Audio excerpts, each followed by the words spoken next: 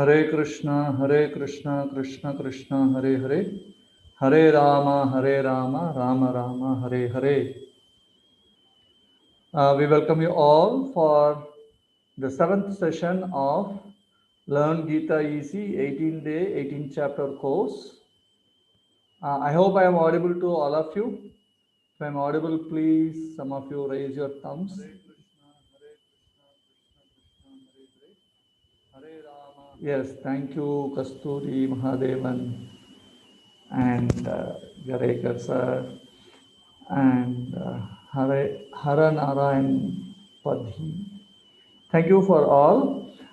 And before getting into the 7th chapter of Bhagavad Gita, we would like to congratulate all of you that you have all completed 1/3 of Bhagavad Gita as it is.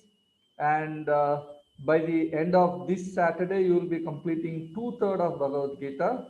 So stay tuned with us. Make your journey in Bhagavad Gita along with us so that you can learn this Bhagavad Gita very easily. I hope we are giving you the Bhagavad Gita as easy as possible and with a lot of learnings for your life and to be applied in your life. Many of you are already applying these teachings in your life. That's a very, very good sign for progressing in the learning of Bhagavad Gita. So now let us get into a quick review of the 6th chapter and then we will move into the 7th chapter. Okay. So 6th chapter we had 4 sections. The first section is all about mind. What is the nature of the mind, whether it is a friend or it is an enemy. And we saw some criteria for friend and we saw some criteria for enemy, like what it is a mind to be your friend and what it is a mind to be your enemy. And then we redefined the yoga. Yoga means to connect the individual consciousness to the supreme consciousness. Then we saw the yoga ladder, Sakama Karma Yoga, Nishkama Karma Yoga, then Jnana Yoga, then Ashtanga Yoga, then Bhakti Yoga. And then in the second section, we explained the Ashtanga Yoga, what are all the physical requirements, what are all the mental requirements, and what Arjuna expresses after hearing this 8-step yoga process, that is called Ashtanga Yoga. So we saw that Yama, Niyama, Asana, Pranayama, Pratyahara, then Dharana, Dhyana, Samadhi. So these 8 steps comprises this Ashtanga Yoga. And after hearing about that, Arjuna expresses his inability, and that is a very valid statement because he could even stop the wind or storm, but he couldn't control the mind. That's what his expression. And Krishna also accepted that. And then he gave there is a suitable process to control the mind. And then Arjuna asked about the unsuccessful yogi. What is their destination? Then in 2 steps, Krishna gave an answer that if somebody who has practiced for a long time and they become unsuccessful, what is their destination? And if somebody who has just come in the beginning and then get distracted and then become unsuccessful, so what is their destination? So we saw that yesterday. And then Krishna was talking about the topmost yogi. Before that, Krishna advised Arjuna to become an yogi. Tasmat yogi baba Arjuna. So what type of yogi Krishna is talking about? Then he talks about the topmost yoga system. Madgader antaratmana Shadavan bhajate yomam sameyuktatamo madaha. So one who worships me in their heart and always serving the Supreme Lord, who is always thinking of the Lord in their mind. Shadhavan bhajate yomam sameyuktatamo. He is the best of all the yogis. So why Bhakti Yoga is the best? Because it gives the maximum result in the minimum effort and no prerequisites are there and it is completely sin-free and Krishna takes control and the destination of that is Goloka Vrindavan. That was the summary of the 6th chapter. Now let us get into the 7th chapter. The 7th chapter onwards up to the 12th chapter, is considered as the middle portion of Bhagavad Gita. Like you all might have seen a jewel box, right? It has a top lid and it has a bottom lid. And in between, you have the invaluable jewel. It may be a diamond jewel or a golden jewel or whatever jewelry you have, you keep it in the center portion. That is the one to be preserved a lot. So there is a bottom portion and the top covering, and that keeps the jewel inside in a very safer way. In the same way, we have the first 6 sections, 1 to 6, and then the last 6, which is 13 to 18, which acts like the box. And the inside jewel is the middle 6 chapters, that is chapters 7 to 12. There are a lot of informations and lessons to learn in these 6 chapters. We request all our participants to make your journey throughout these 6 chapters, which are considered as the essence of Bhagavad Gita. The crux is given over there. So please do journey with us in understanding this Bhagavad Gita in a much better way. Okay, so now we get into the 7th chapter. This 7th chapter has 5 sections. So far in many of the chapters we had only 4 sections, and this one we have 5 sections. The first section is knowledge through hearing. A very specific word Krishna is using in the very first verse of this chapter itself. We will be seeing that. And first 3 verses is the first section, knowledge through hearing. And we'll be talking a lot about these because gaining proper knowledge from the proper source in a proper mood is very, very important.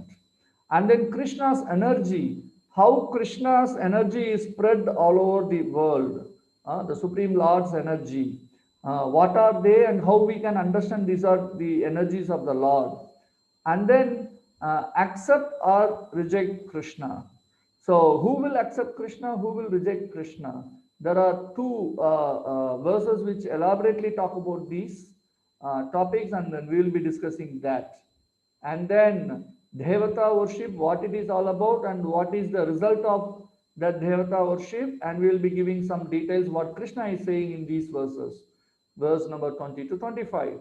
And then 26 to 30, who can become a devotee? So Krishna is explaining about who, by what process can become a devotee. So the first section is knowledge through hearing. So let us start with the first verse of 7th chapter. Let us recite that. Shri Bhagavan Uvacha Maya Saktamana Bhata Yoham Yunjan Matashraya Asamshayam Samagrammam Yata Jnashashitachunu. I think there is a spelling mistake. It is yan with a dot. Yata Jnashashitachunu. Okay, that's fine. The Supreme Personality of Godhead said, now hear, O son of Pruta, how by practicing yoga in full consciousness of me, with mind attached to me, you can know me in full, free from doubt. So here Krishna is instructing Arjuna, now hear, tat shrunu. So this is the process of receiving knowledge. Here Krishna is saying that by which you can know me in full, free from doubt. So that is also very, very important, that we have to be free from doubt in gaining this knowledge. So in general, there are 2 processes by which the knowledge can be acquired. So the first process is ascending process or arohana, and there is another process called descending process, avarohana, right? In general, nowadays people are very much fond of this ascending process. So let us describe these 2 processes, ascending process and descending process, and then in between we will talk about this faith, which is an essential ingredient in both the process. It is not an ingredient for only one of these two processes. No, it is an essential ingredient for both the process. We will be talking about that. So the ascending process, what does that mean by? So we try to do experiments and then try to infer some results and then accept that this is the knowledge. So generally the science works by that way, right? What is the nature of science? They propose some hypothesis and some experiment will be done and then some results will be observed and then some inference is observed and then some result is given. Okay, this is what it is. Okay, the science works at some level. Say for example, Newton's laws, like the primary or the foremost one is the law of gravitational force, right? Generally we say that Newton discovered Newton's this gravitational force. Actually it is not that before Newton the gravitational force was not existing. It is not like that. It was existing even before Newton. But Newton found that there is such force existing. So he observed that and then he started using that in various other experiments also. So it is not that the Newton's gravitational force came into existence after he found it. No, it was existing earlier and he found it. So it always works good. If we see, there are a lot of scientific gadgets which are working very fine. Why? Because it works with the help of nature. And nature works without deviation. Say for example, I think we gave this example earlier also. A fire is there and a child goes and touches the fire, and the fire will not think, oh, this is a small child, it does not know that if it touches me then I will burn its finger, so let me not burn its finger. It will not think on that way. So nature's law is that if somebody touches fire, then their hand will be burnt. So in the same way, even if a child touch, the nature's law are stringent and it works without deviation. And why it is working without deviation? Because it works strictly under Krishna, right? That is why the science which depend on the nature will work fine. So many of the gadgets, it's all already existing. The science invented that. They just found it. Okay, yes, some phenomenon is there like that, and then they start using it for various what we can say instruments or various applications in our life. So that science is working perfect. But even within science, there are a lot of what we can say ups and downs. Why? Because the scientists who are finding it out uses their own senses, mind, and intelligence. So the living entities have 4 defects. What are the 4 defects? The first one is imperfect senses, right? So our senses are very much imperfect. We can only perceive matter with our senses like the eyes, ears, nose, tongue, and the skin. We can perceive matter, but that also not completely all the matter. There are many materials or matter which we cannot perceive. To give an example, we cannot see or perceive X-rays. Many of you would have heard about X-ray. So I will ask you a question here now. How many of you have seen X-ray? Could you please write in your, or you can raise your hands.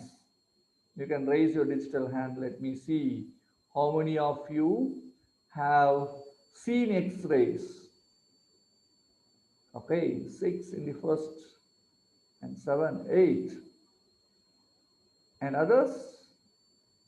Yes, some of them are iPhone is raising his physical hand. And yes, slowly they are raising their hand. The others haven't. You haven't seen. Piyush Joshi, you haven't seen X-ray. Yes. I'll come to that point. Okay. Yes. Most of you haven't raised hand. That means you haven't seen X-ray. Yes, that is the right answer. Because whatever we have seen is not X-ray. We have seen only the film in which an impression by the X-ray is imposed. So we haven't seen really the X-ray. So we have to understand that we cannot see X-ray. But we have understood that there is some ray called X-ray, and that can be manipulated to get some results. Right? That is what our medical science is doing now. What? It uses the X-ray, although we cannot directly perceive with our senses like the eyes, ear, nose, tongue, or the skin. So even some matter which are existing around us, we cannot perceive the ultrasonic sound, supersonic sounds. We cannot see the ultraviolet rays, infrared rays. There are many other rays, alpha rays, gamma rays, beta rays, they say so many, which we cannot perceive. Our perceivable range is only short, 400 millimicrons to 700 millimicrons, something like that, right? And in sound also we can hear between 20 hertz to 20,000 hertz, and we cannot hear beyond and below those sounds. So our senses are imperfect, or to say it is limited, right? And it cannot perceive beyond that. So then how we can perceive soul or God with these, which are very, very subtle than these elements, which are material, to say. And soul is spirit, first of all, and God is spirit. So it is even more difficult to perceive the soul or God with our imperfect or limited senses, right? So even matter, we find it difficult. So the scientists, when they try to perceive things with these imperfect and limited senses, it is very, very difficult. Sometimes we ask that, please show me God, I will believe in God, right? So it is like some kind of argument which is not based on any logic. It is illogical. We have so much of limited and imperfect senses, then how we can see with these blunt eyes? We need special, like say for example, if you want to see some viruses or bacteria or some microbes, then we need a powerful microscope, right? Otherwise we cannot see them, although they are existing around us, right? So in the same way, the soul and God needs a special equipment or a special qualification to see that, right? And then there is a tendency to commit mistakes. Like in science, if you see, there are a lot of assumptions, and then in the later days they are being refuted or modified or changed. Sometimes the changes are made so often, like they said the earth is flat, and they say the earth is a circle, and they said the earth is an oval shaped one, and then they now came to a conclusion that earth is a sphere. So there are a lot of changes which happened over a period of time. And then there was one constant which is used as Hubble's constant in some mathematical astronomical calculation. In science they use that, but Unfortunately, later they jokingly used to say that it is not constant, it is variable. That means it does not give a same value all the time. It gives different values. So they got a lot of errors in that, and so they removed that, or they named it as Hubble's variable. It is not a constant one. And like that, there was one scientist who found a missing link between the human and the ape, right? So that is called as pill down findings. So in a place called Piltdown, he found that skull, which is having a top portion like a human and a jaw like an ape. And he said that this is the missing link between the human being and the ape. From monkeys, the human came to prove that Darwin's theory. But this happened somewhere in 1913 or 1923, something like that. In 1953, another scientist, when he was working in that data, then he found that this is cooked up information, because he filed some already existing jaw as if like a old jaw of an ape. It was another human's skull. So he removed the jaw portion and attached with this, and he filed it as if it appears like a different species, right? So they commit mistakes. Like there were a lot of changes. We all know that the solar system has 8 planets now. When I studied my schooling, it was 9 planets. So now they said, no, it is a ball of snow, so it cannot be considered as a planet. So they removed Pluto from the list, right? So they commit mistakes. And the other problems with human beings are we are tend to be illusioned. Illusion means we see something, but it is in actuality something different. I'll give you some example. Here you see in the left hand side, in the mirror you see the apple, how it looks. It looks like a full nice apple. But in the front, if you see, the apple in this side is already almost cut. But in the mirror it appears like it is a full nice apple, right? So sometimes when we view through our lens or our eyes, it appears like something different, but in reality it will be different. So our senses tend to be illusioned. I'll give another example which we can appreciate very nicely. Say for example, if somebody is giving you a chocolate, right, which is sweet, and then somebody is giving you a banana, which is also very sweet, but if you take the banana, you'll ask, why you gave me this banana? This is no taste at all, no sweetness in this. And the remaining portion, if you give to your friend who haven't took the chocolate, if he ate, then he will say, no, this banana is very tasty, very sweet. Then we'll be wondering what is true, whether the banana is the same banana, first off and second off the same banana, whether it is sweet or not sweet. So, but we have to understand the first person has eaten some sweet already, and that has illusioned his tongue. So, even though the banana has some sweetness, it does not appear to our tongue, right? So, in this way, all our senses tend to be illusioned, right? So, and because of that, sometimes we will cheat. So, these imperfectness, right, will not give us correct information even about material things. What to say about something which is beyond the matter, like the soul or God? So we have to understand that with all these imperfect nature, to try to do experiment about God or try to understand about God is very difficult. So the life lesson here is that we are imperfect.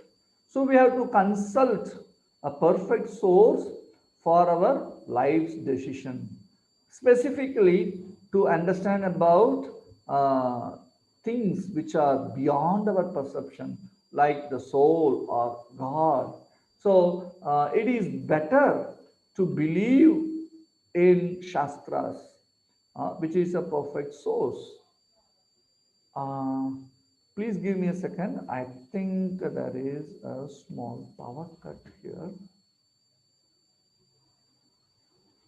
Uh, I think I might have been become a little dark. I hope we will get the power soon. For 20 minutes, the connection will not have a problem because it will keep going. Let me see how things. Are you able to hear me, right? All of you hearing me? Somebody can show your thumbs up.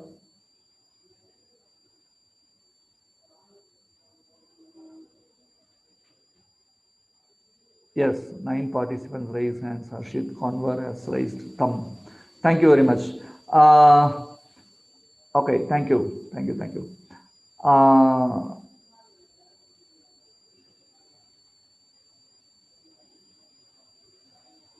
Okay. So we have to consult a perfect source. What is that perfect source? So the scriptures are perfect sources. Why? Because although it is there for long time, for thousands and thousands of years, still no one have proven the statements of Vedas as wrong. To give you a few examples, uh, the Shastra says that we should not touch the stools. If we touch the stool, we have to take bath. But in the same Shastras, the injunction given is that we can use cow dung for purification. Like if you do a homa, the Brahmana will come and then he will cleanse the place with cow dung mixed water. In olden days, even in the villages, even nowadays, at least we see in our South India, hope in the North India also they have that practice, that we sprinkle cow dung water in the front of the house. And when the new house is built, I remember my parents used to or did that, a bucket of water mixed with cow dung, and then they dip a cloth in that and they wipe the whole house. Because while constructing, the workers would have done various things, right? So to purify, they would have spit, they would have smoked, all sorts of things would have been happen while construction is going on. So it was clean.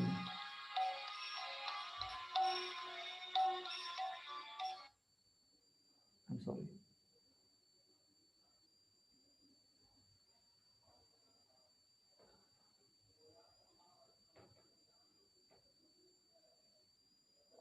Let me put the connection so that if this connection get failed, I can be with that.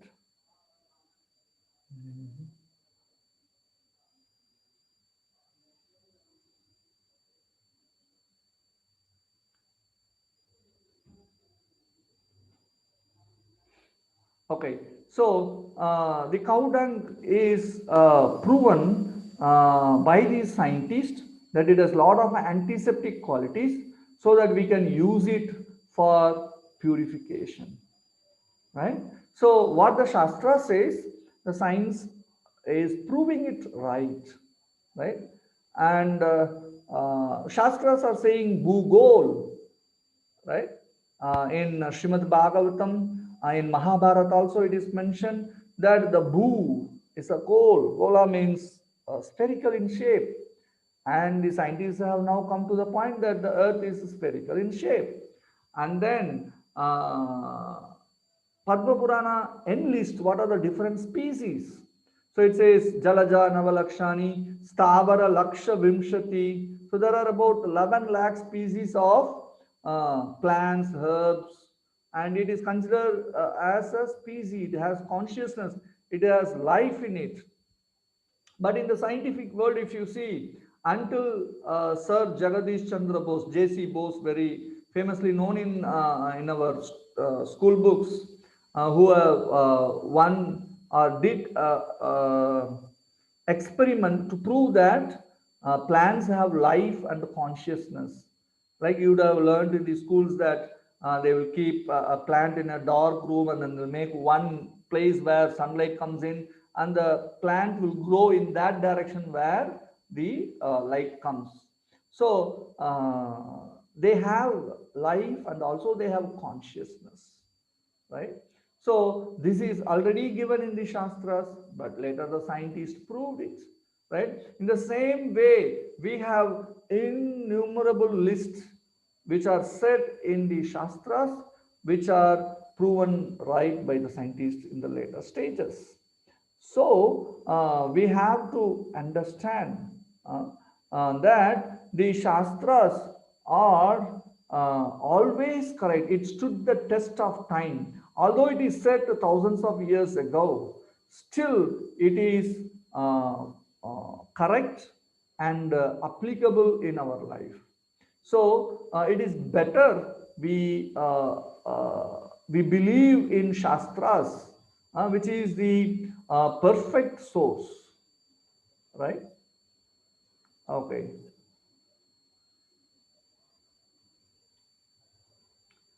Next. So the Lord and his incarnations are free from imperfections, right? So the Lord gives the what we can say, the scriptures, right?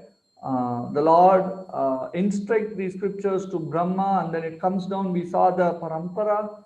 So the knowledge, or the knowledge given in the Shastras, in the Vedas, are given by the perfect source, which is Krishna or Vishnu, who is beyond all these imperfections which we saw in the human beings, like limitness of the sense, cheating propensity, committing mistake, and to be illusioned. These imperfections are not there in the Supreme Lord.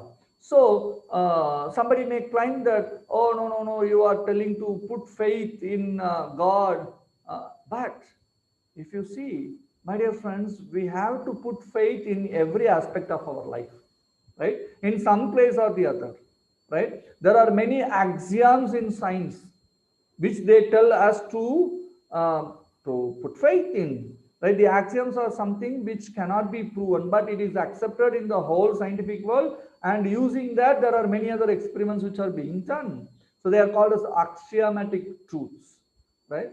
So like that, in our life we have to put faith in so many other things.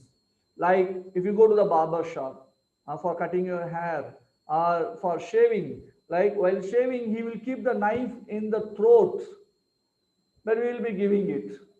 So we, with all faith, we will allow that. And then when we go into the bus, we will have faith in the driver, in the government, that they would have appointed a proper driver to drive this bus. We will not go to the driver and ask her, hey driver, do you have the license? Will you properly drive and take me to the destination? We will not ask. We will have faith, or we will put our faith, right? So in the same way, we go to the doctor, right? And then we take tablets. We will not ask the doctor, hi doctor, are you a proper MBBS and you have your certificate? Are you giving a proper medicine? Is this medicine a proper one?